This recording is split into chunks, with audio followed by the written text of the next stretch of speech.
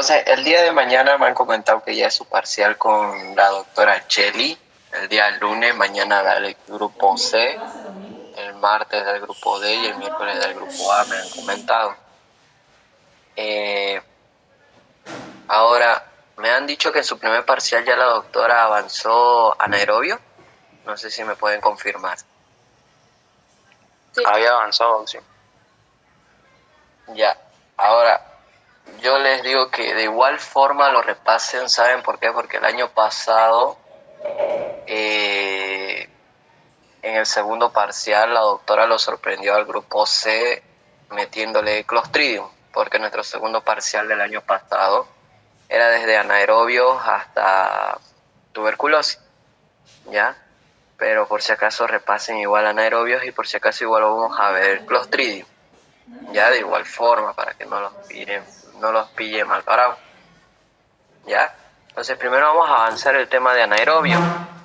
¿Qué vamos a decir? Lo más importante de anaerobio, ya no se olviden, como dice su nombre, anaerobios van a ser aquellas bacterias que no necesiten de oxígeno para poder sobrevivir y que estos más que todo forman parte de la flora normal, pueden ser de igual forma comensales o pueden ser mutualistas, ¿ya? Esos conceptos yo supongo que ya ustedes los saben muy bien. Ahora, dentro de estos anaerobios nosotros vamos a tener que van a formar parte de la piel, del tracto respiratorio, de la boca, el intestino, de la uretra. Eso no pregunta mucho, ¿ya? Ahora, en cuanto a las bacterias, primero vamos a hablar del Bacteroides fragilis, ¿ya? Aquí está. Vamos a ir por el Bacteroides fragilis. De este Bacteroides fragilis, lo más importante que ustedes tienen que saber es sus factores de virulencia, ¿ya? Sus factores de virulencia que la doctora puede llegar a preguntar, por ejemplo, a través de qué enzima me puede producir la clínica del Bacteroides fragilis. No se olviden que va a ser a través de su fosfolipasa A, la colagenasa que puede presentar o la heparinasa, ¿ya? Ahora, otro punto importante de este Bacteroides fragilis, ¿ya? Otro punto importante del Bacteroides fragilis es que este de acá me produce diarrea específicamente en recién nacidos a través de su toxina, la enterotoxina que presenta, ¿ya? Este es el único o uno de los únicos anaerobios que me puede llegar a producir diarrea en los recién nacidos. En cuanto a los anaerobios, ¿ya? Aquí está, ¿ya? Enterotoxina productor de diarreas en recién nacidos. Eso es lo más importante en cuanto al Bacteroides fragilis que les puede preguntar. Ahora, en cuanto al Streptococcus, no se olviden, es un coco gram positivo porque la doctora de igual forma pregunta morfología. No simplemente les puede preguntar con el nombre de la bacteria, ¿ya? El Streptococcus es un coco gram positivo que no forma esporas. Ahora, esporas, ustedes saben que va a ser aquella forma de resistencia que me presenta la bacteria. ¿Para qué? Para poder resistir a todo el ambiente que lo rodea y así poder vivir durante mucho más, ¿ya? Por eso es que toma esa forma de espora. Ya se lo conoce ese proceso de bacteria, que es la forma vegetativa, a espora como esporulación, ¿ya? Ahora, vamos a decir que este Streptococcus va a estar relacionado con los abscesos cerebrales. Eso es lo más importante, la clínica más importante que me puede producir, ¿ya? Los abscesos cerebrales, que primero van a expresar la clínica con una otitis o una sinusitis.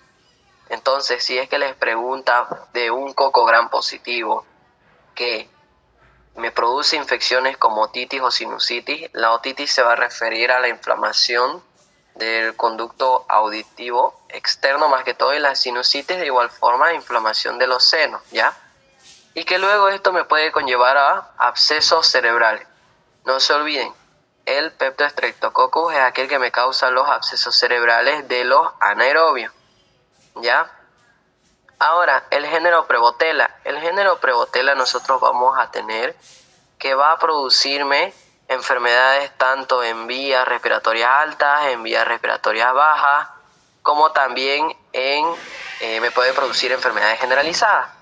Por ejemplo, en vías respiratorias altas me puede producir una otitis media, que puede llegar a ser crónica, me puede producir una sinusitis o me puede producir infecciones periodontales. Eso en cuanto a las vías respiratorias altas.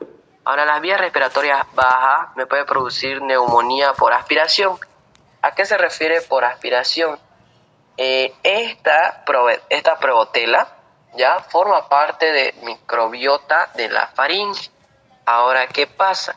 Si es que al momento que nosotros formamos la saliva y deglutimos, arrastramos esa microbiota, ¿ya? Ahora, ¿qué pasa?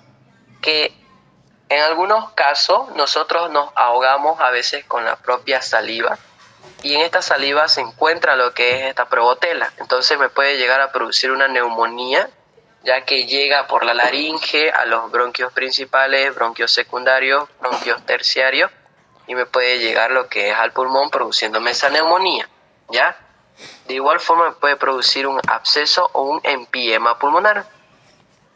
Ahora, en cuanto a generalizados, me puede llegar a producir más que todo bacteremia, que bacteremia se refiere a las bacterias que se pueden llegar a encontrar en la sangre y me puede llegar a producir una sepsis, ¿ya?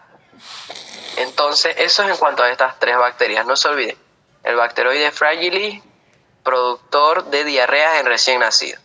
El Peptostreptococcus me produce, más que todo, abscesos cerebrales y es un coco gram positivo.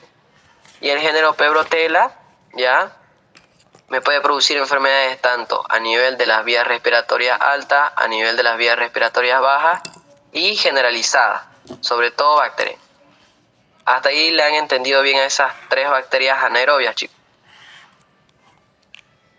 Eso es en cuanto a lo más importante. Yo creo que sí, le han entendido. Ahora después vamos a ir a otros dos géneros, ¿ya? Vamos a tener lo que es al Fusobacterium y al Porphyromonas. Ahora, ¿qué pasa? Estas dos bacterias, estas dos familias, primero vamos a empezar con el Fusobacterium. Vamos a decir que estos van a ser bacilos gram negativos oportunistas. ¿A qué se refiere oportunistas? A que estas me van a producir enfermedades cuando nuestro sistema inmunológico decaiga, ¿ya? Ahora, esta de acá es flora normal, tanto en hombres y en animales, y más que todo me produce infecciones en la cavidad oral, ¿ya? Como por ejemplo vamos a ver lo que es la explicación de la angina de Bicen. Ahora, ¿qué pasa? Que esta Fusobacterium es una familia que va a presentar a tres integrantes: al Fusobacterium nucleatum, al Fusobacterium alosis y al Fusobacterium suici. Ahora, el más importante es el Fusobacterium nucleatum. ¿Por qué? Esta es pregunta de examen.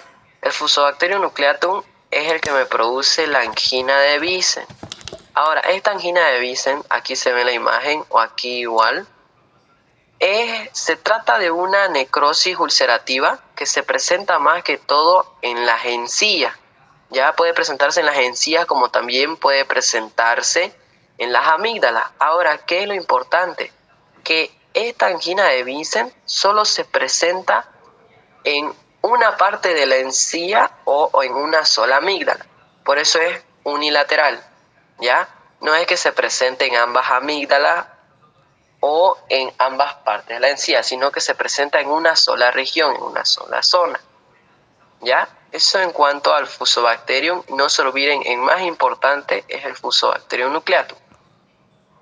Bien, ahora vamos con Porphyromonas. La Porphyromonas de igual forma es una familia que va a presentar dos especies: a la Porphyromonas gingivalis y a la Porphyromonas ascharolítica. Ahora, ¿qué pasa? El más importante es la Porphyromonas gingivalis. ¿Por qué? Porque este de acá me va a facilitar, o sea, primero vamos a presentar una gingivitis, ¿ya? Ahora, en esa gingivitis, esta Porphyromonas gingivalis puede actuar. Gingivitis es la inflamación de la ¿ya? Puede actuar y me puede producir este cuadro clínico, que es pregunta de examen. me puede producir una gingivitis ulcerativa necrotizante aguda. Ya, esto es muy importante. Entonces, la porfiromona gingivalis actúa en una región donde ya hay inflamación de esa encía. ¿Y qué pasa? Que me puede empeorar la clínica produciéndome esto, una gingivitis ulcerativa necrotizante aguda. No se olvide, ¿ya? Bien, eso es en cuanto al Fusobacterium y a la porfiromona. Después, más que todo, esas son las bacterias anaerobias más importantes que les puede preguntar la doctora. Y como les digo, acuérdense más que todo de la clínica. El Bacteroides fragilis me produce diarreas en recién nacido, como les había dicho. El Peptostreptococcus me produce absceso cerebral. El género Prevotella me puede producir enfermedades tanto en vías respiratorias altas, bajas y infecciones generales. Ahora el Fusobacterium, el más importante es el Fusobacterium nucleatum, porque me puede producir la angina de Vincent. Y de las porfiromonas, la más importante es la porfiromona gingivalis, ya que este me puede empeorar un cuadro clínico de gingivitis, produciéndome una gingivitis ulcerativa necrotizante aguda. ¿Ya? Y esto pregunta la doctora, como les digo. Ahora después nos vamos a ir al diagnóstico. El diagnóstico más que todo ya va a ser a través de incubaciones anaerobias, también se puede realizar lo que son tinciones de Gram, también se puede realizar lo que es cultivo, pero estos presentan un medio, sobre todo las microaerófilas, presentan un medio donde se realiza el cultivo, un medio especializado, ¿ya? También se puede hacer mediante la identificación de antibióticos cuando realizamos lo que es el antibiograma. Ahora el tratamiento, ya sobre todo se utilizan antibióticos como por ejemplo, más que todo se utilizan los carbapenens, amoxicilina, ya, o la peparicina igual. Eso es en cuanto al tema de los anaerobios. ¿Tienen alguna duda, chicos? Sobre todo acuérdense de estos puntos importantes, como les digo, del Streptococcus que me produce absceso cerebral, el Bacteroides fragilis que me produce diarrea en recién nacido, porque la doctora pregunta eso, ya, y les puede poner incisos que uno de estos anaerobios me produce tal enfermedad. El Bacteroides fragilis se caracteriza por producirme diarreas en recién nacido. Ustedes tienen que complementar a la frase o la oración que les vaya a poner la doctora. ¿Ya? En cuanto al tema de anaerobios, no hay ninguna duda, chicos, para que vayamos a la enterobacteria. Creo que quieren entrar.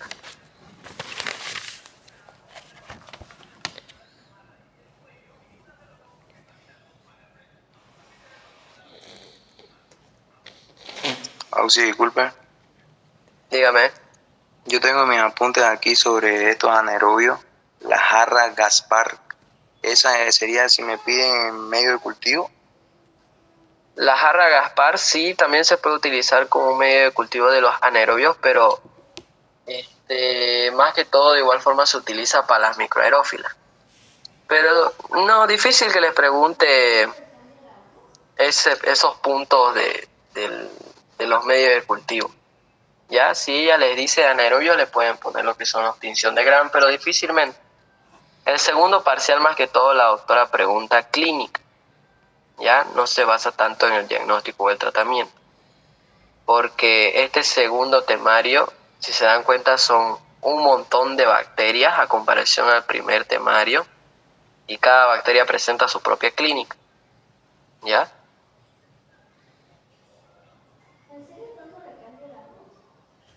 Entonces, si no tienen dudas, vámonos a las enterobacterias. Ahora, ¿qué pasa? Dentro de estas enterobacterias nosotros lo vamos a dividir en dos grupos, ¿ya? A aquellos que son patógenos estrictos, ¿qué quiere decir? Que sí o sí, que sí o sí me producen una infección.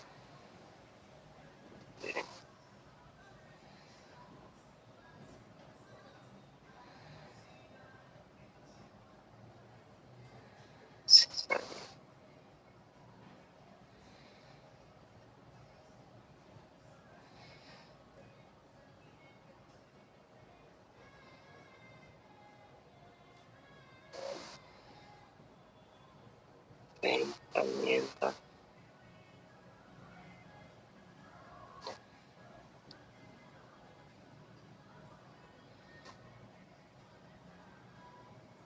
Ya, entonces como les decía, en cuanto a las enterobacterias, no se olviden que vamos a tener dos grupos, ¿ya?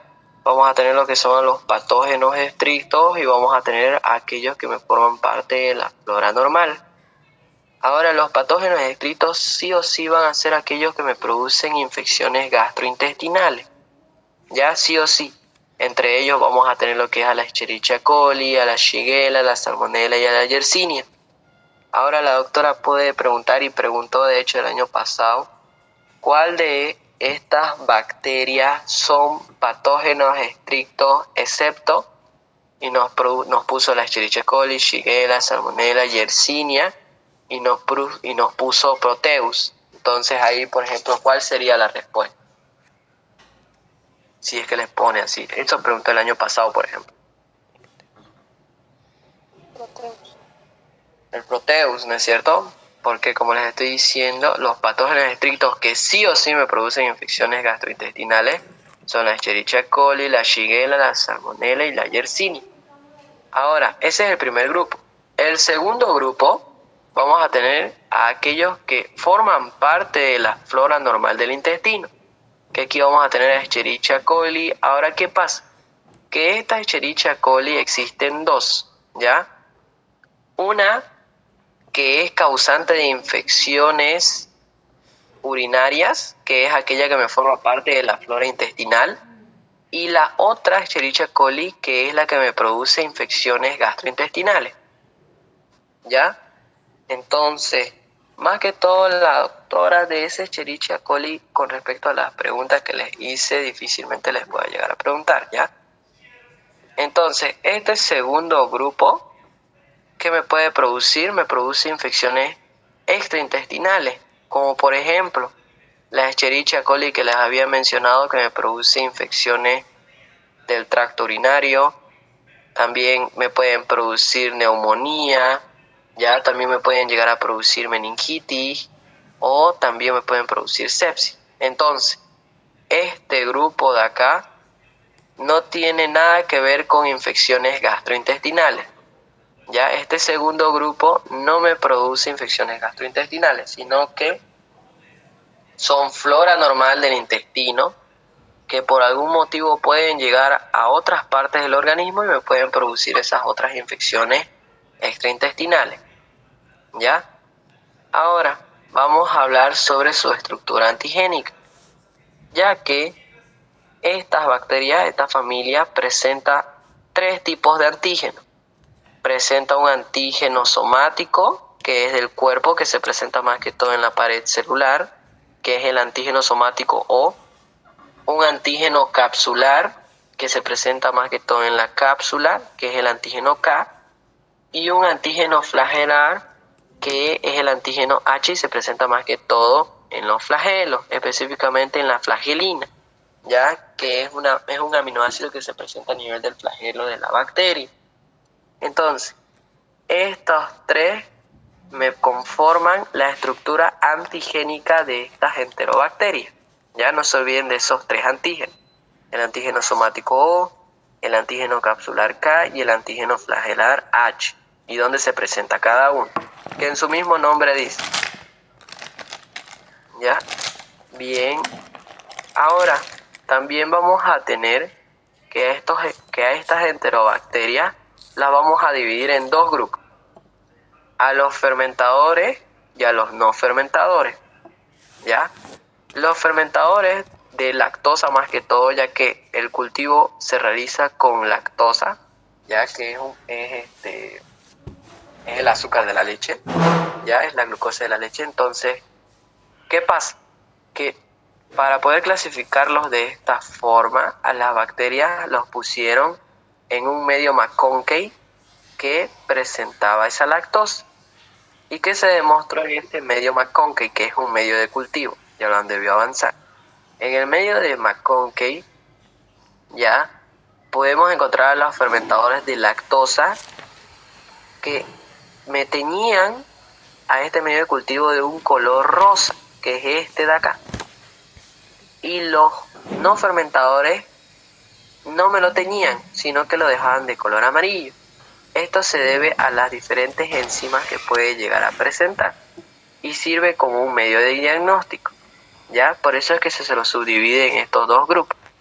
Ahora, ¿cuáles son los fermentadores de lactosa? Por ejemplo, vamos a tener a la Escherichia coli, a la Klebsiella, al Enterobacter, al Citrobacter y a la Serratia. Esos sí son fermentadores de lactosa, de tal forma que en el medio de McConkey me producen este color rosado, ¿ya? Y los no fermentadores de lactosa, como por ejemplo el Proteus, la Salmonella, la Shigella o la Yersinia, no son fermentadores de lactosa y me producen esta coloración amarillenta en el medio de cultivo, ¿ya? Es muy importante que se sepan qué bacterias pertenecen a cada grupo, porque de eso de igual forma les puede llegar a preguntar la doctora, ¿ya? Eso es en cuanto a la clasificación de la neumonía neonatal, mientras que la Klebsiella rhinoescleromatis me produce un rinoescleroma a nivel del cartílago nasal. Ahora, yo les pregunto, ¿se acuerdan a principio de la clase quién me producía diarrea en los recién nacidos o una diarrea neonatal de los anaerobios? Bacteroides frágiles. Y así lo pueden ir relacionando. Por ejemplo, Klebsiella pneumoniae más que todo me produce neumonía neonatal, ¿ya? No se olviden, eso es lo más importante de la Klebsiella. Me produce infecciones nosocomiales, me produce lo que es neumonía neonatal, la Klebsiella pneumoniae y la Klebsiella rhinoescleromatis. Me produce un rinoescleroma a nivel del cartílago nasal, ya que es esta deformación que se le presenta. Eso en cuanto a Klebsiella, una de las enterobacterias oportunistas. Segundo, vamos a tener lo que son a las enterobacterias, pero estas enterobacterias no pregunta mucho la doctora, solo lo más importante es que me producen infecciones nosocomiales. Y sus tres especies son la Enterobacteria aerógenes, la Cloacae y la Sakazaki, ¿ya? Ahora vamos con Proteus. Proteus nosotros dijimos que forma parte de la flora normal del intestino, ¿ya? Pero que me produce infecciones extraintestinales. Específicamente el más importante vamos a tener al Proteus mirabilis. Esto es pregunta de examen. ¿Qué enfermedad me produce? Me produce una infección urinaria. ¿Por qué? La doctora les va a preguntar a qué causa se debe de que este Proteus me produce una infección urinaria y se da porque esta Proteus mirabilis presenta una ureasa. Ustedes saben que todo lo que termina en asa es enzima. Entonces, esa ureasa se encarga de degradarme a la urea. ¿Y qué pasa? Que esa urea, junto al dióxido de carbono y al amoníaco, es tóxico para el epitelio que me reviste a todo el aparato urinario. Ahí dice tóxico para el uroepitelio. Y aparte de eso me eleva el pH y facilita la formación de litiasis. Eso igual es importante. Entonces, el Proteus mirabilis 1 me produce una infección urinaria. A causa de su ureasa, ese es su factor patogénico o factor de virulencia, que ese va a hidrolizarme. Hidrolizar se refiere, ustedes que están un poquito medio avanzando bioquímica, hidrolizar se refiere cuando yo doy un átomo de agua a un compuesto, de tal forma que me rompe un enlace. ¿Ya? A eso se refiere con hidrolizar, por eso al principio el prefijo hidro. Entonces, esa urea después se forma con el dióxido de carbono y el amoníaco, un tóxico que me daña el uroepitelio y me produce, como les digo, lo más importante, no se olviden, litiasis. Ya me puede producir litiasis a nivel del aparato genitourinario. Eso es lo más importante de ese Proteus. ¿Ya? Y después vamos a tener, por ejemplo, a otras enterobacterias, como por ejemplo la Citrobacter, el Citrobacter cocceri específicamente, que es parte de la familia Citrobacter, su especie, la Citrobacter cocceri, me produce meningitis y abscesos cerebrales en neonatos. No se olviden, entonces ya saben, ¿quién me produce diarrea en recién nacidos o neonatos? Ya saben, ya. La neumonía, igual la neumonía neonatal por Klebsiella pneumoniae, y ahorita el Citrobacter cocceri me produce meningitis y abscesos cerebrales en neonatos. ¿Ya? No se olviden. Y harto le gusta preguntar a la doctora con respecto a los recién nacidos o neonatos, las infecciones que pueden llegar a presentar. Bien. Ahora, ¿no tienen ninguna duda con esto, chicos?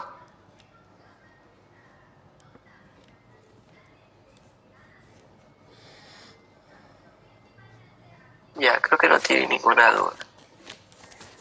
Ahora vamos con la salmonela.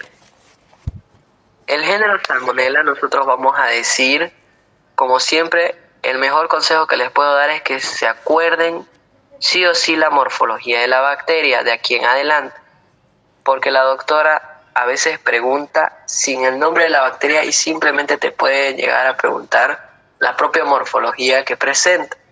¿Ya? Entonces no se olviden, el género salmonela es un bacilo gram negativo perítrico. ¿A qué se refiere? A que presenta flagelos específicamente en todo el cuerpo, ¿ya?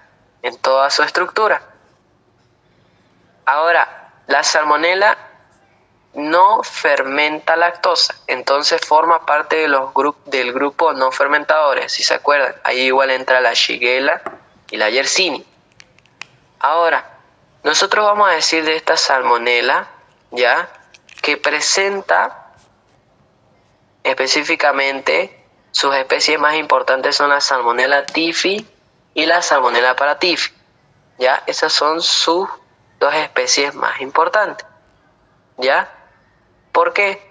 Aquí vemos, la Salmonella typhi y la paratyphi me producen infecciones sistémicas. No se olviden. De este género Salmonella tenemos a la Salmonella typhi, a la paratyphi y a la Salmonella spp, que está aquí. De tal forma que la Salmonella typhi y la paratyphi me produce infecciones sistémicas o generalizadas, como por ejemplo me puede producir una fiebre entérica, ¿ya? Y la Salmonella spp, la que me afecta principalmente más que todo al estómago, ¿ya? Es la que me produce la salmonelosis. ¿Ya? Entonces, la SPP me produce la salmonelosis y la typhi o la paratyphi, infecciones sistémicas, como por ejemplo fiebres entéricas. ¿Ya? Ahora, esta salmonella typhi y paratyphi, como habíamos dicho, me produce infecciones generalizadas, como por ejemplo, vamos a tener que estas dos son las causantes de la fiebre tifoidea. ¿Ya? No se olviden, fiebre tifoidea es causada por la typhi y la paratyphi. Ahora, otra cosa que le gusta preguntar a la doctora y que pregunté el año pasado, acuérdense de la fuente de infección de todas las bacterias, sobre todo de las enterobacterias, ya que le puede poner una de estas bacterias, su fuente de infección son las heces fecales humanas, excepto, y les puede poner un montón de bacterias y una de esas va a ser aquella que no es parte o que su fuente de infección no es de heces humanas, sino de heces de animales. Ya esas preguntas las vamos a ver al final de la clase para que vean. Ahora, la vía de transmisión igual es importante. Más que todo se da por la vía oral, ¿ya? Ahora, el medio de infección es ano, mano, boca. Entonces, más que todo se da de infección de humano a humano, de persona a persona, que se contaminan con las heces fecales. Es por eso que la fuente de infección son las heces fecales de las personas infectadas. ¿Ya? Bien. Ahora, no nos olvidemos que la fiebre tifoidea, como les dije, es una infección generalizada, mientras que la salmonelosis ya es una infección localizada o específica del intestino, ¿ya? De tal forma que, miren, la fuente de infección, por ejemplo, es de carne de animales infectados, ¿ya? No así de las heces fecales de humanos, como por ejemplo se transmitía la Salmonella Typhi o la Paratyphi, ¿ya? Sino que la localizada que produce la salmonelosis más que todo es por carne de animal que está infectada con esa bacteria. Ahora, ¿cuál es la clínica? Me produce más que todo una gastroenteritis típica que puede presentar náuseas, vómitos, diarrea.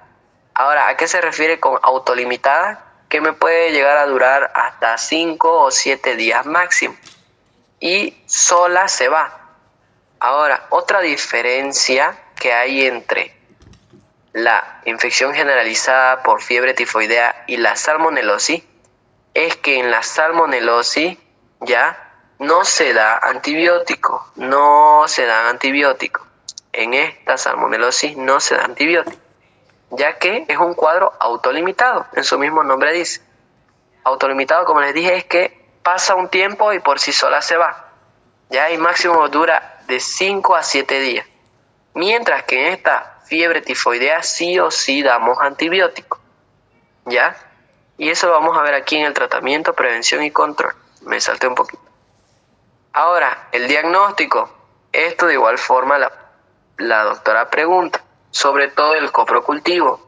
Hay algunas enterobacterias a las que sí se les puede realizar este coprocultivo, pero hay a otras que no, ¿ya? Entonces eso de igual forma tomen en cuenta.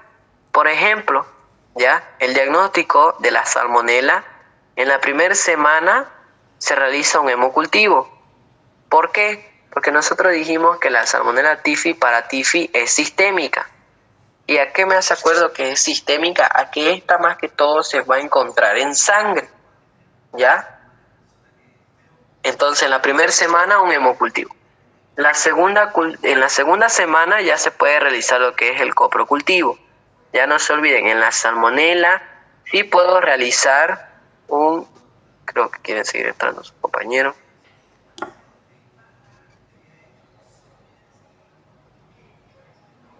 En la salmonela sí puedo pedir un coprocultivo, ya, no se olviden. Ahora de igual forma, no se olviden que la Salmonella Typhi, cuando es generalizada, no se olviden la fuente de infección, es por heces fecales, ¿ya? Mientras que la salmonelosis, que es local, es por carnes infectadas. Si estoy siendo muy repetitivo es porque realmente eso es muy importante y necesito que se lo aprendan porque la doctora les puede llegar a preguntar eso, ¿ya? Entonces el diagnóstico ya sabemos, ya la primera semana, segunda semana. Ahora, cuando nosotros presentamos la infección generalizada, que me dura hartos días, podemos recién pedir, ya al mes, a los 2 meses, podemos pedir serología. ¿A qué se refiere? A que ya mi organismo empieza a formar anticuerpos en contra de la bacteria, ¿ya? Entonces esos anticuerpos ya los podemos encontrar en sangre al mes. Y ahí es donde realizamos lo que es la reacción de Widal para poder encontrar lo que son esos anticuerpos, ¿ya? Bien, ahora vamos con el tratamiento. De la Salmonella SPP que me produce una infección localizada, dice, no se recomienda el uso de antibióticos, ya para nada se da antibiótico, ya que si nosotros damos antibióticos, nuestras bacterias buenas que tenemos, ese antibiótico las va a empezar a matar, a esas bacterias buenas que nos ayudan. Entonces eso puede llegar a empeorar el cuadro. Uno, eso. Y dos, es que podemos llegar a crear resistencia. Las bacterias pueden llegar a crear resistencia a esos antibióticos de tal forma que pueden empeorar esos cuadros clínicos y es más difícil el tratamiento. Entonces es por eso que, como es un cuadro autolimitado es que solo dura 5 días y se va por sí solo, es por eso que no se da antibiótico, ¿ya? Sino que se da un tratamiento sintomático. ¿A qué se refiere? A que si es que presenta vómito o presenta diarrea, el paciente se me está empezando a deshidratar. Entonces, ¿qué hago?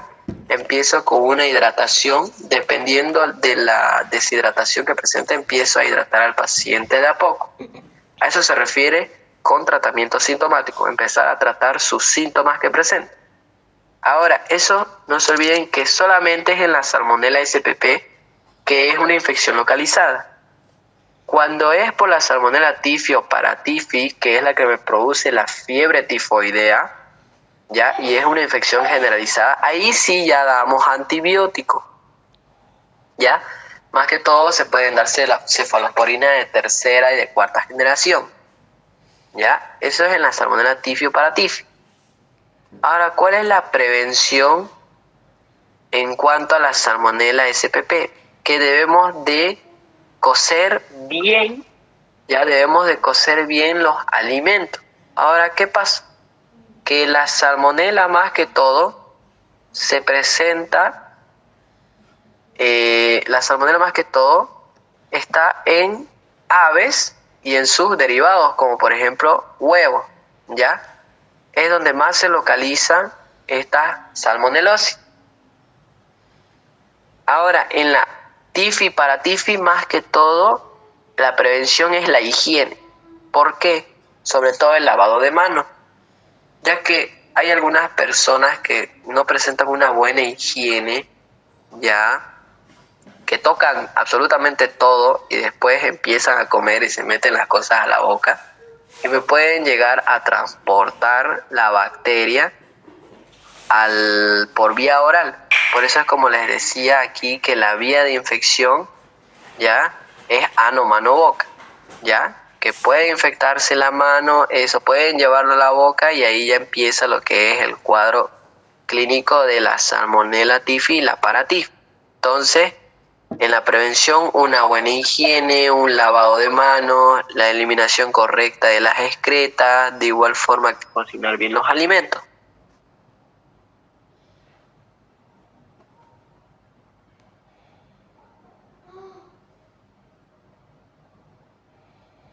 Eso es en cuanto a la salmonella.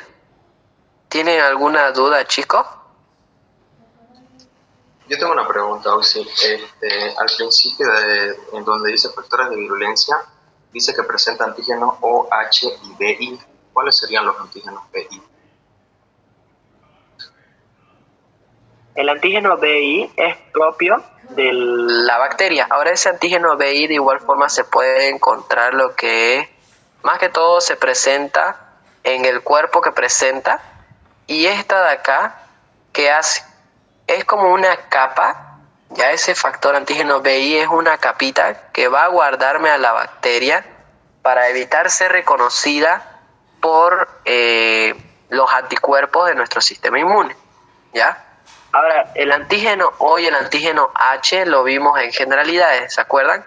El antígeno, teníamos lo que es el antígeno O somático, el antígeno K capsular, el antígeno H flagelar, que estos antígenos los presentan en la mayoría de todas las bacterias. Pero esa buena observación de ese antígeno BI o B se presenta más que todo en la salmonella, pero no lo pregunta tanto, la doctora no pregunta tanto los factores de virulencia, ¿ya? Pero no se olviden esos los tres antígenos principales que les mencioné, la somática O, la capsular K y la flagelar H. No sé si tienen otra duda. Gracias, Oxy. Y como les digo, chicos, por favor, en serio, lean bien el tema de epidemiología. Aquí la doctora pregunta harto, como les digo, fuente de infección, aprendan bien la vía de transmisión de igual forma. Porque si se dan cuenta, la infección generalizada es muy diferente a la epidemiología en cuanto a la infección localizada. Entonces, apréndanselo muy bien, porque la doctora puede hacer hasta preguntas trampitas que los puede confundir.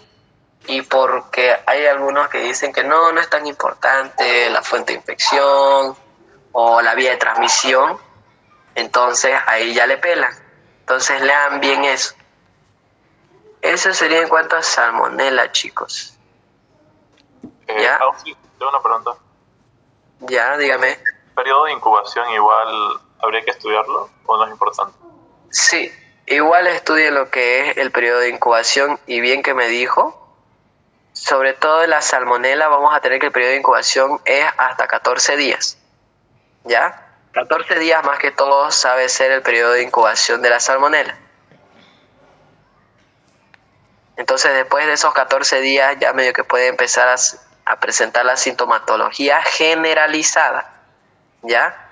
La salmonela localizada no presenta en sí un periodo de incubación, sino que directamente ya presenta la sintomatología. Bien igual que mi si no me acuerdo de eso. ¿Hago alguna otra duda, chicos, de salmonela?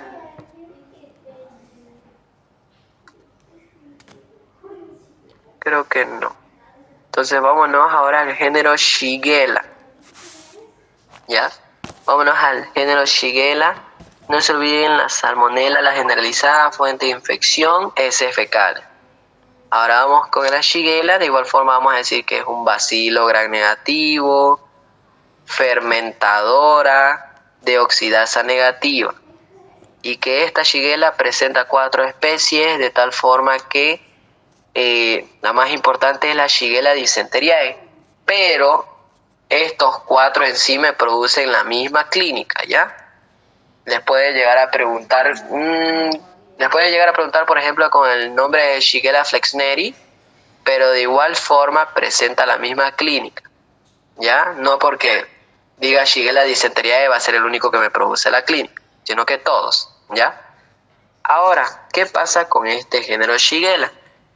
El género Shigella nosotros vamos a decir en su virulencia que presenta, lo más importante es su toxina Shiga se llama. Que esta toxina Shiga, ¿ya? ¿Cómo me produce esa disentería? Esta toxina Shiga, ya vamos a poner que es este de rojito y creo que se puede cambiar de color. Y vamos a poner que nuestro epitelio va a ser este amarillito, ¿ya? ¿Qué hace esta toxina Shiga? La toxina Shiga específicamente viene y me ataca a este endotelio, produciéndome daño. Y a causa de que mi endotelio, como yo sé que presenta vasos sanguíneos y capilares que se encargan de irrigármelo, es de ahí que empieza el sangrado, ¿ya? Y la sangre sale específicamente al epitelio del intestino y esa sangre se transporta con las heces fecales. ¿Ya? Es por eso que se produce esa diarrea disentérica, por esa toxina.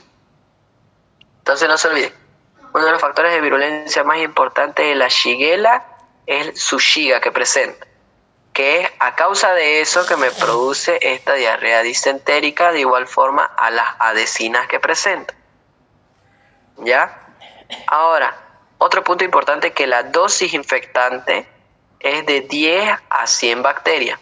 ¿A qué se refiere con esa dosis infectante? A que como dice ahí el número, que necesita de 10 o 100 bacterias en ese intervalo para poder presentarme toda la clínica, ¿ya? Ya que si presenta menos de 10 no me puede producir una clínica importante, ¿ya? Entonces, no se olviden, la dosis infectante de la Shigella es de 10 a 100 bacterias. Ahora, importante, epidemiología. El ser humano es el único reservorio y se transmite por vía fecal oral. ¿Ya? Lo mismo aquí, miren, shigellosis, disentería basilar, vía de transmisión oral. Fuente de infección, heces fecales. Ahora, la salmonela, específicamente la tifi y la paratifi, de igual forma la fuente de infección eran las heces fecales, ¿no es cierto? Entonces ahí vayan acordándose. Otra bacteria de igual forma que su fuente de infección son las heces fecales es la Shigella. ¿Ya? Bien. Ahora, el cuadro clínico que me presente, lo más importante que se tienen que acordar es esta diarrea disentérica a causa de su Shiga. Ahora, el único reservorio, ya dijimos, es el humano, la transmisión es fecal oral y la fuente de infección, las heces fecales. Nada más. Ahora dice aquí, la disentería basilar, ¿ya?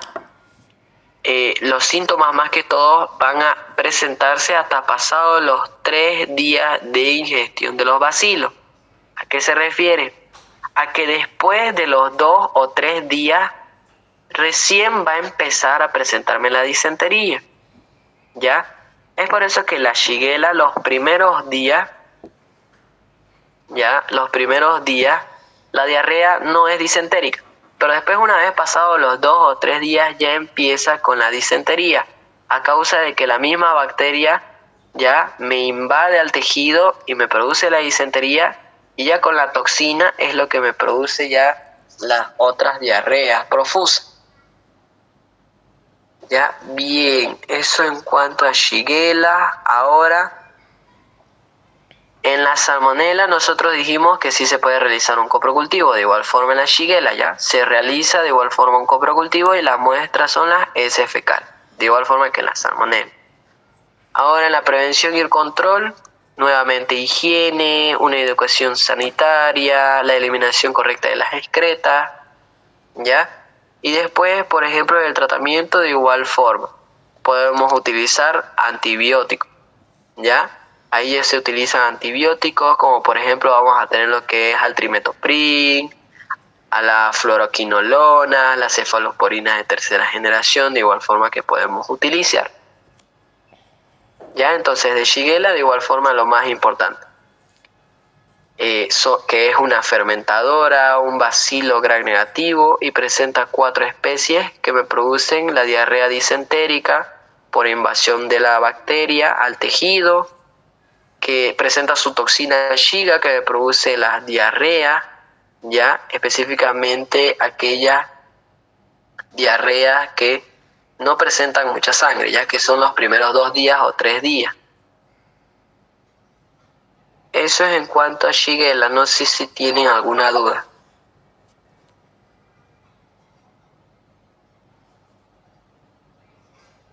Ya, no hay duda. Entonces, ya está Shigella, ahora vámonos a Yersinia. Al género Yersinia. Nosotros vamos a decir nuevamente, es un bacilo gram negativo, fermentadora, de oxidasa negativa, lo mismo que la Shigella. ¿Ya?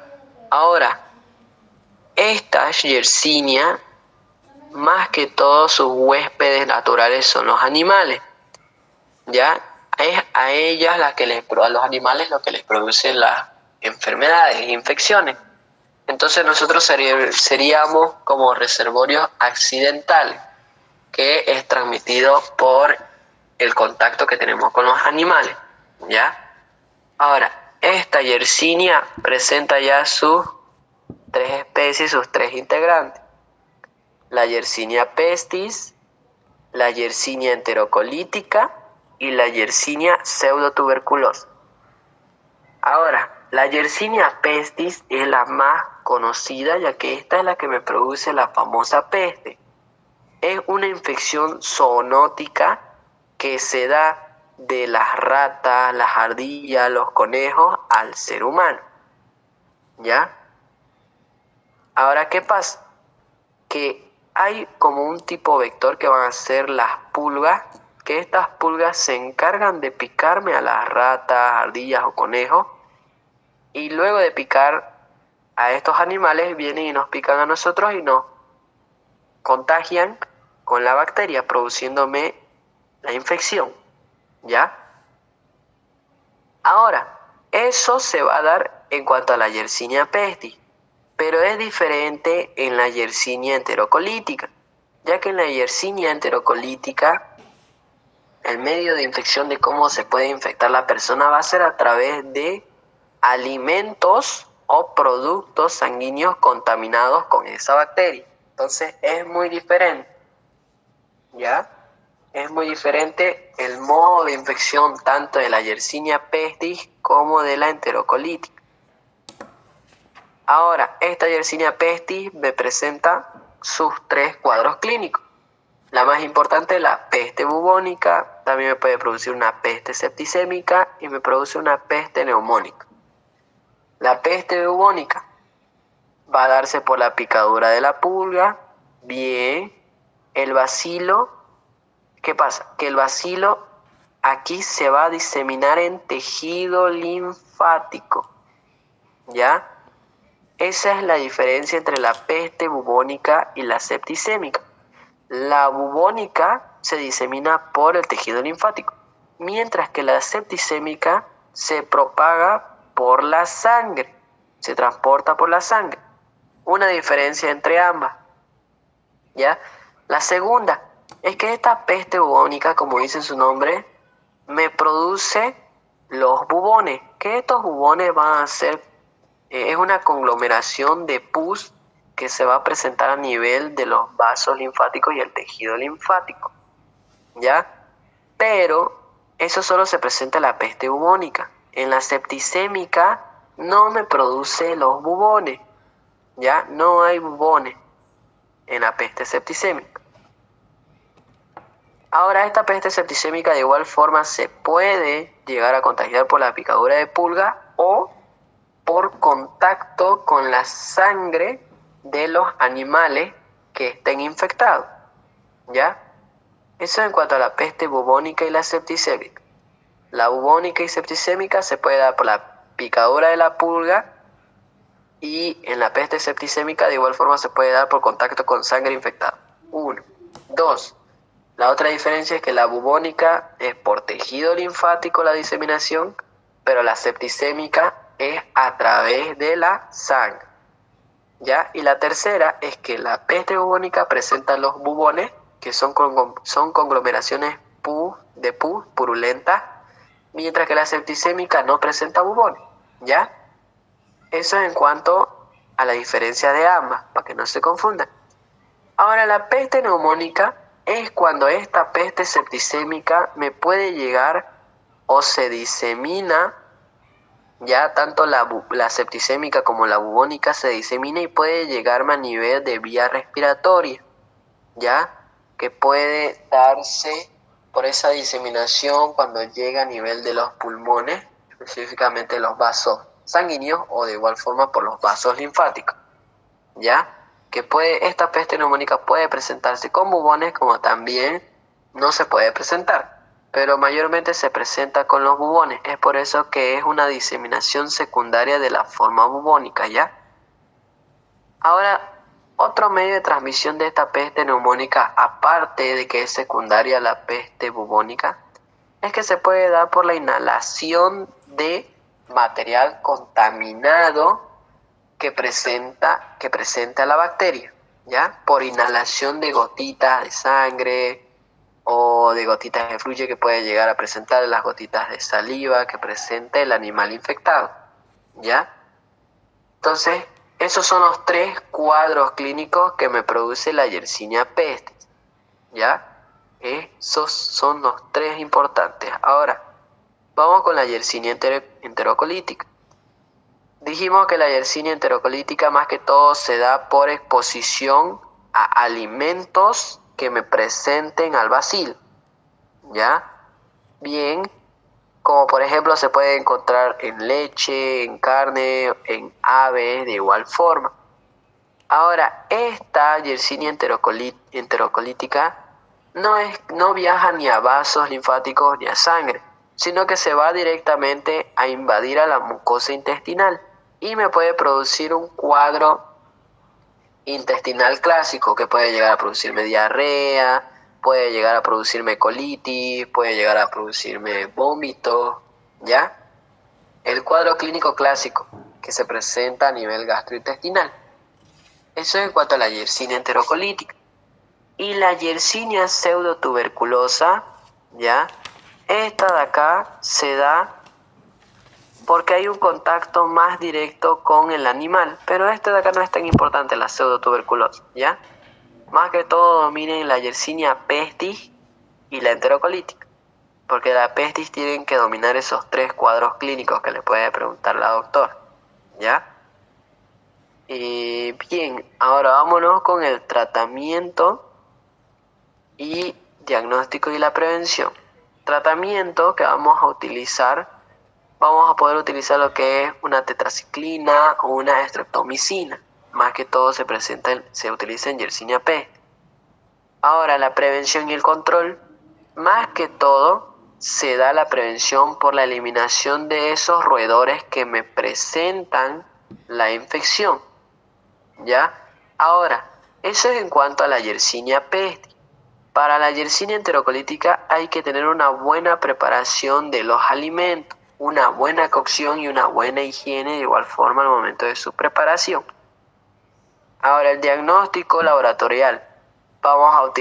Se puede utilizar un examen directo, se puede realizar tinción de Gram, se puede realizar el aislamiento en agar McConkey, ya que dijimos que esta Yersinia de acá es fermentadora, ¿ya? Entonces sí se puede utilizar lo que es el agar McConkey.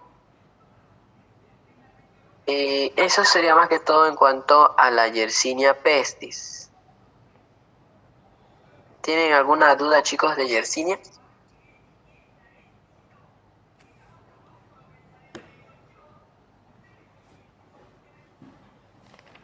Ya, no tienen ninguna duda. Bien, están entendiendo entonces. Vamos ahora con la Escherichia coli. La Escherichia coli es muy importante este cuadro de acá. Eso es lo más importante que sí o sí tienen que dominar. Pero vamos a ir diciendo de que la Escherichia coli de igual forma es un bacilo gram negativo, fermentadora, ¿ya? Sus factores de virulencia, miren, presentan los antígenos OHK, la O que es somática, la H que es la flagelar y la K que es la capsular. De la cápsula presenta fimbria, presenta exotoxinas como por ejemplo la hemolicina o toxinas termolábiles, termoestables, ¿ya? Ahora, esta Escherichia coli vamos a tener que presenta a 5 integrantes, ¿ya?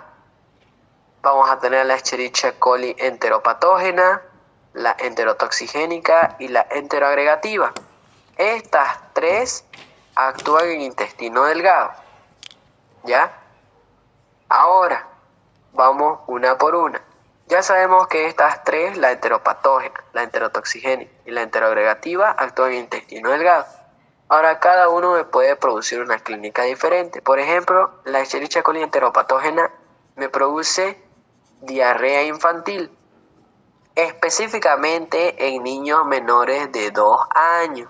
No es lo mismo como dijimos, ¿se acuerdan de la anaerobia que me producía diarrea en neonatos o recién nacidos? No es lo mismo que esa bacteria, ¿ya? No es la misma diarrea, ya que la enteropatógena es específicamente en niños menores de 2 años, ¿ya? No así en neonatos o en recién nacidos. Eso quiero que entiendan. Ahora, uno eso y 2 es que no me produce heces sanguinolentas, ¿ya? No hay heces sanguinolentas, no hay disentería. Bien, eso es en cuanto a la enteropatógena. Vamos con la enterotoxigénica. En la enterotoxigénica, ya es el segundo integrante, se encuentra en el intestino delgado y me produce la diarrea del viajero, ¿ya? Esta diarrea se llama diarrea del viajero ya que esta bacteria es endémica de algunas zonas y vienen viajeros de otros lugares, ya que específicamente se alimentan de esos lugares que no presentan una buena higiene. La doctora Chele ya les ha debido hacer la broma de afuera de los asaditos de la U. Entonces, como no se trata con buena higiene esos alimentos, es que me puede producir esta clínica, específicamente en aquellas personas viajeras extranjeras que no se alimentan normalmente que no consumen normalmente esos alimentos, ¿ya? Es por eso que se llama diarrea del viajero. Ahora, esta es como todas las diarreas normal que me puede producir espasmos abdominales, puede ser una diarrea acuosa, vómito, me produce náuseas igual. ¿Alguien quiere entrar?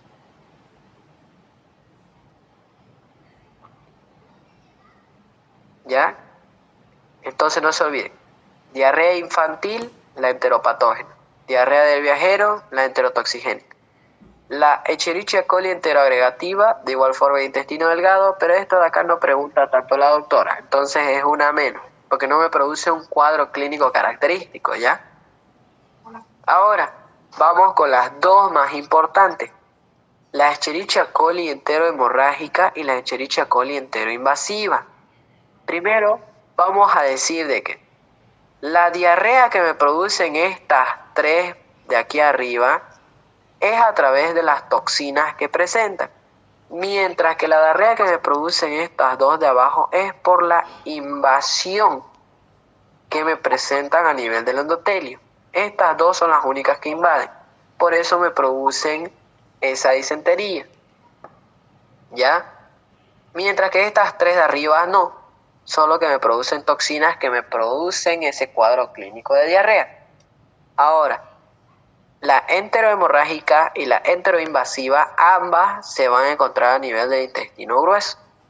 Vamos primero con la enterohemorrágica, ¿ya? La enterohemorrágica, vamos a decir que primero inicia con una diarrea acuosa y luego ya me produce una diarrea sanguinolenta. Ahora, si es que no es tratado el cuadro clínico, este se puede agravar y puede producirme el famoso SHU, que es el síndrome hemolítico urémico, ¿ya? Entonces no se olviden, la Escherichia coli enterohemorrágica es la que me produce el síndrome hemolítico urémico, o abreviado SHU, ¿ya? La diarrea se caracteriza porque primero es una diarrea normal acuosa, luego se vuelve sanguinolenta y si sigue evolucionando ese cuadro clínico ya me produce el síndrome hemolítico urémico, ¿ya? Eso es en cuanto a la enterohemorrágica y vamos con la enteroinvasiva, como dice su nombre, invade, ¿ya? Invade el endotelio.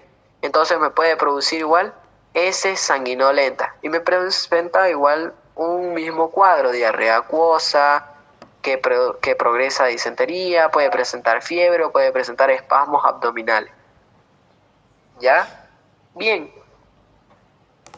Ahora, gastroenteritis me producen todos en sí, ¿ya?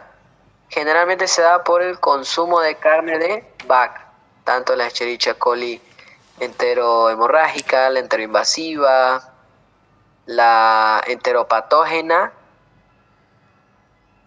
todas se dan por el consumo de carne de vaca.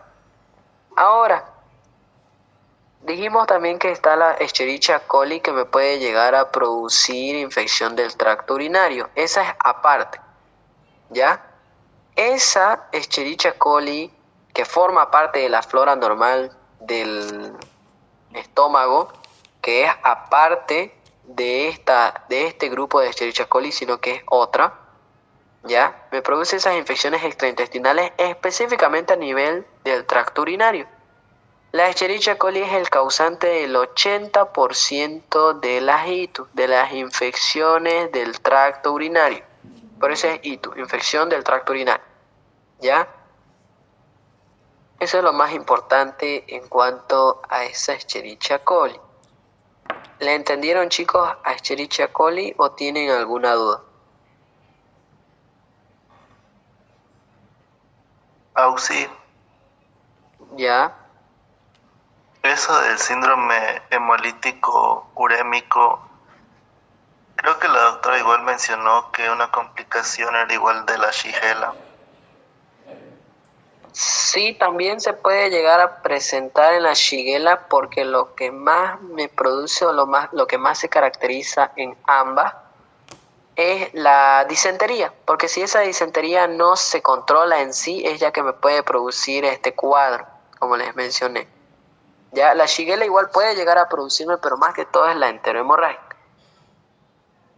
Ya si es que les preguntan en el examen, ¿quién es la causante del síndrome hemolítico urémico o SHU? Se le pone Escherichia coli enterohemorrágica, que actúa a nivel de intestino grueso. Ya, entonces Escherichia coli, yo creo que estamos bien. Como les digo, no se olviden de sus factores de virulencia, específicamente sus antígenos, ¿ya?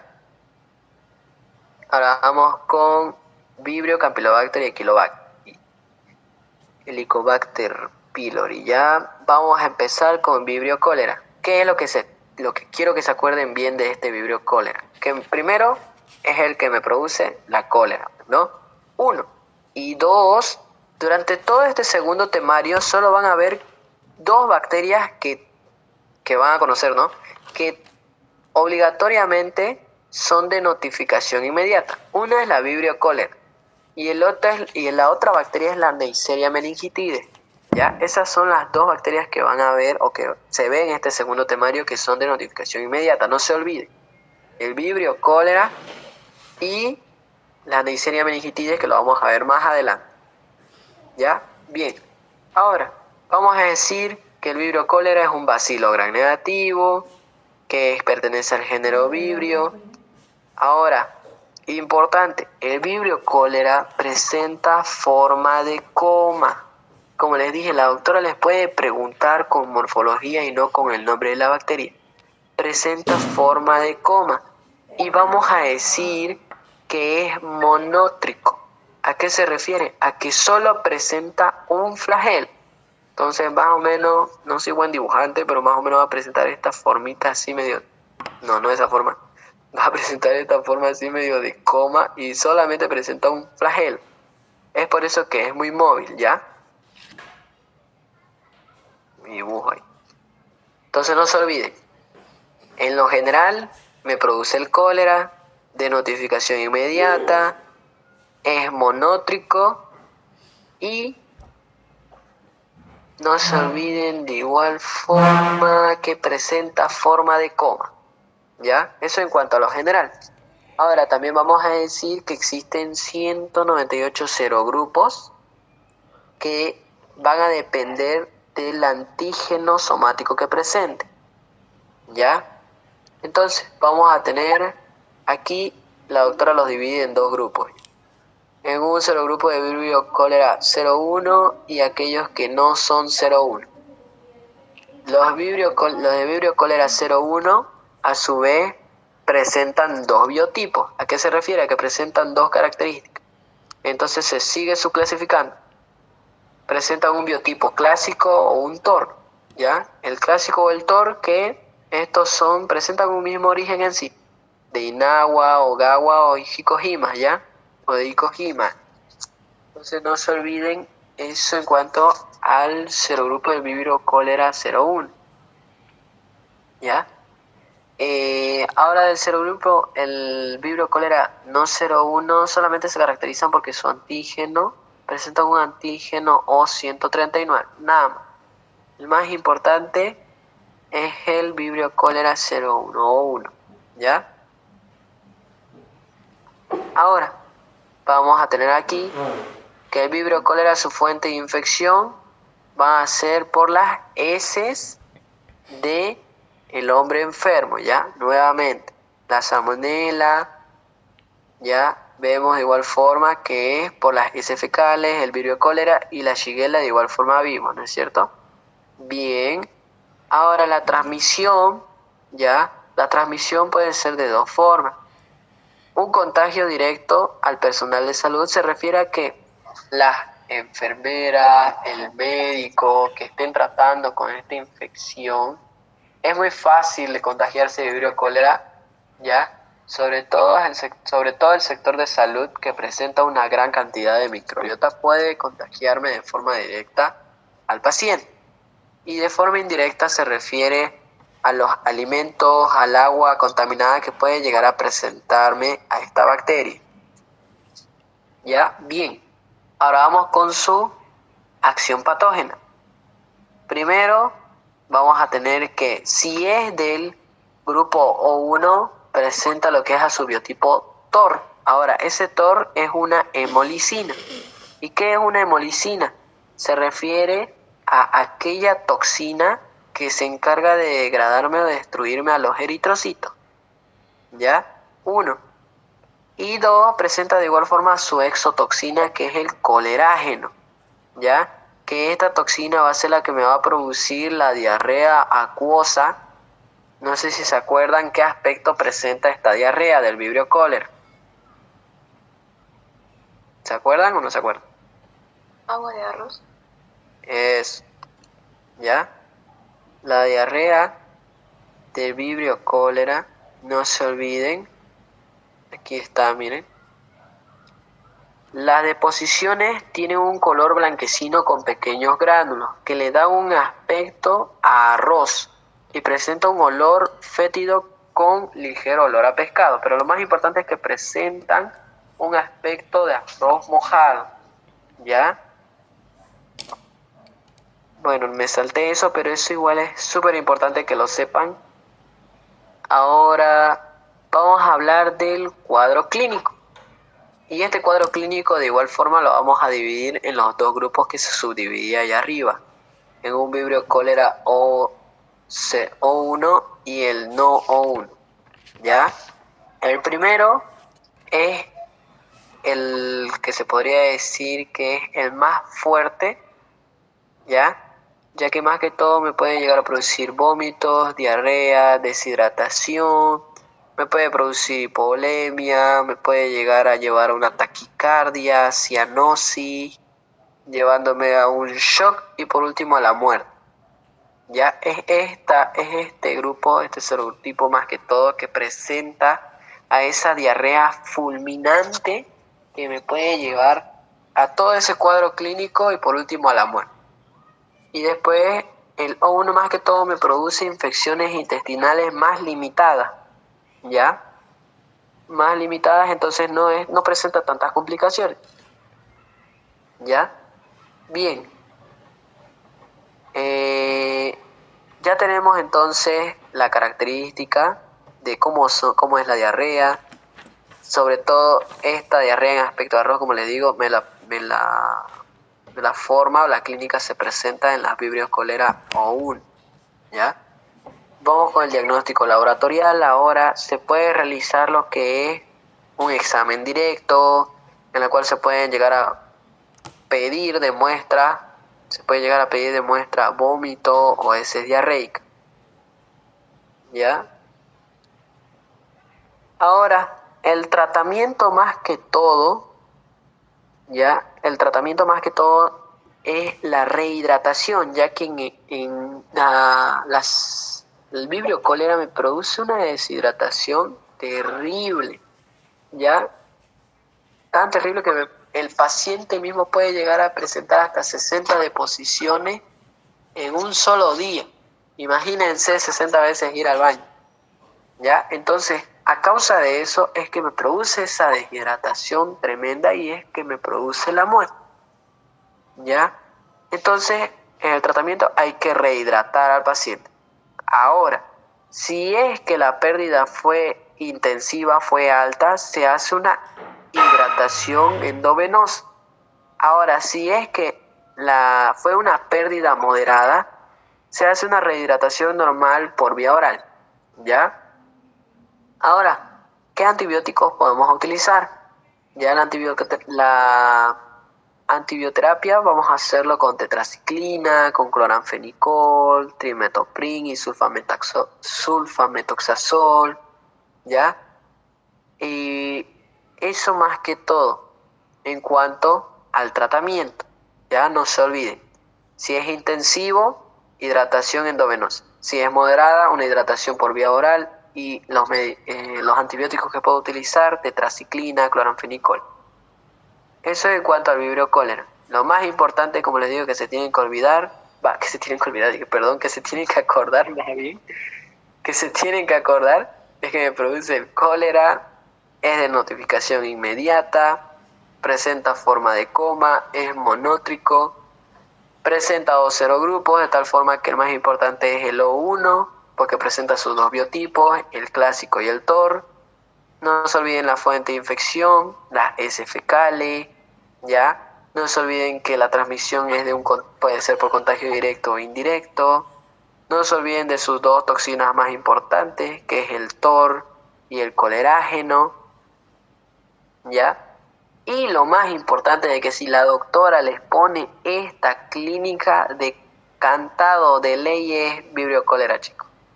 No tienen cómo pelarle si les pone esto, ¿ya?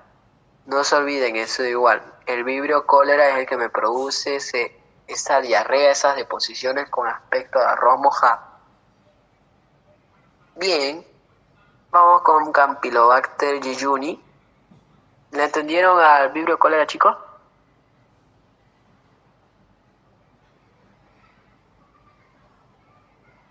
Ya, yo creo que las entendí.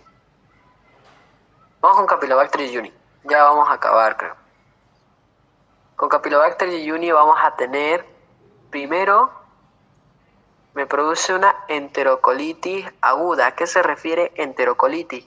Que me produce más que todo una inflamación de la mucosa, específicamente del intestino delgado, porque es ahí donde se presenta este Campylobacter jejuni, ¿ya? Intestino delgado, y me produce esa enterocolitis aguda. Ahora, otra cosa importante es que se va a dar el contagio, por ejemplo, se da por contacto directo con animales, ¿ya? Específicamente por las heces fecales de los animales, o infectadas en agua o alimento, ¿ya? Ahora, la pregunta de examen se da en cuanto a esta bacteria, que la doctora les puede preguntar, y de hecho pregunté el año pasado, como les dije. Una de estas bacterias, el mecanismo de acción es a través de las heces fecales humanas, excepto, y la doctora nos puso Shigella, nos puso Salmonella, si no me acuerdo igual nos puso, si no me equivoco, una bacteria más que de igual forma se da por las heces fecales, y nos puso el Campylobacter jejuni. Y no se olviden, el Campylobacter jejuni no se contagia por heces fecales humanas, sino por animales, ¿ya? Por animales, no por heces fecales humanas. Perfecto. Ahora, el cuadro clínico es una gastroenteritis típica, como les dije, una enterocolitis aguda normal. Y después, la prevención siempre es la buena preparación de los alimentos, una buena higiene. El tratamiento, como no es un cuadro clínico muy extenso y muy abrupto, se puede realizar lo que es la reposición de líquidos y electrolitos normalmente.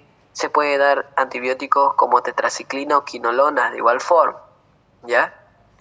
Bien, eso en cuanto a Campylobacter jejuni. No se olviden, chicos, que el Campylobacter jejuni, el contagio se da por contacto con animales, con sus heces fecales, o más que todo con animales, no tanto así con las personas. Ya no es de humano a humano, sino es con los animales. Ahora vamos con el Helicobacter pylori. El Helicobacter pylori, lo más importante... Sí, perdón, tengo una duda. Dígame. En el Campylobacter jejuni, la autora explicó un periodo prodrómico, diarreico agudo y de recuperación. ¿Es igual aquí a la importancia o no? No pregunta tanto esos periodos, sino que se concentra más que todo en las demás bacterias. Pero si quieren les puedo explicar igual. Y de hecho aquí está, miren. ¿Dónde está? Aquí está, miren. Aquí están sus 3 periodos. Un periodo prodrómico, un periodo diarreico y un periodo de recuperación. Ahora, ¿qué pasa? El periodo prodrómico, ¿saben a qué se refiere con prodrómico, no? Se refiere a que presenta síntomas generales como por ejemplo dolor del cuerpo, puede llegar a presentar fiebre, puede llegar a presentar alguna pérdida de peso.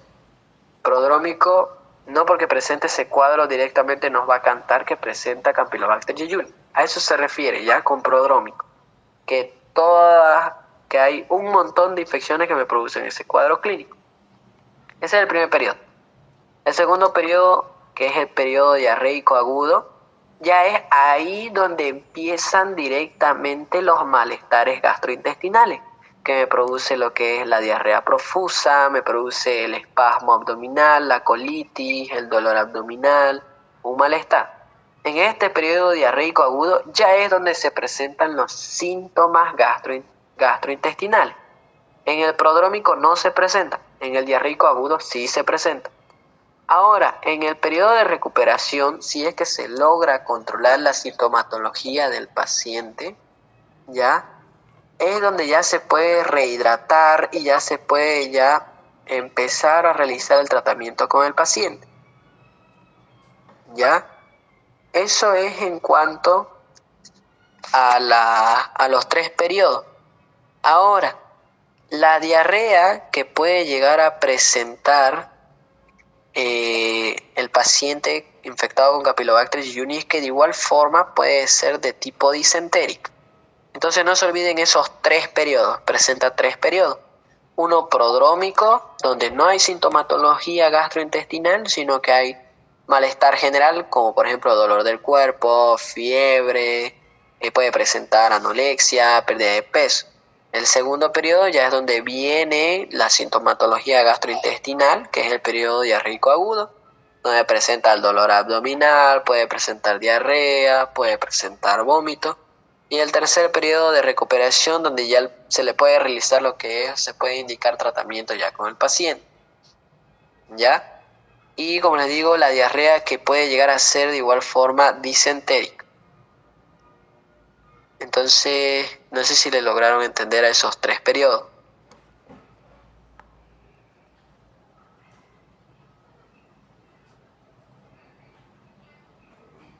Yo creo que sí. Ustedes son muy inteligentes, yo sé que sí. Entonces vamos con el Helicobacter pylori, ¿ya? El Helicobacter pylori, lo principal que me produce es la gastritis. La conocida gastritis es producido por el Helicobacter pylori. ¿Ya?